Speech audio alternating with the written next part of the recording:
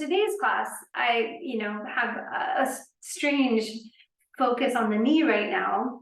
God only knows why. What I put together is a list of exercises on the mat. I thought we would focus on covering those exercises. And then I also wanted to differentiate the kind of people that you're going to see with knee problems. Chris, you had mentioned you have somebody who's had a knee replacement. Then we have somebody like me who's right now 5 weeks post-knee meniscus repair. So I have still a lot of limits. And then I have precautions where I don't want to push full extension or really full flexion at this point, and I don't want to increase weight bearing. I am having some tracking issues with my kneecap and firing issues with my quad.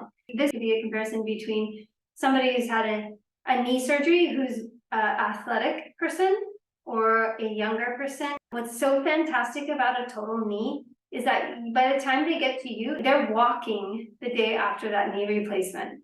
That would be true for somebody who's had a knee replacement. That would be true for somebody who's had meniscus resection, meaning they just cut away a piece of the meniscus, not repair it. It won't be true for a meniscus repair. Specifically, it won't be true for a patella fracture. It also won't be true for an ACL or PCL right away repair. But then the ACL, PCL are bearing weight. They're bearing weight right away, but they have some movement restrictions as well for a little while for those first 6 weeks.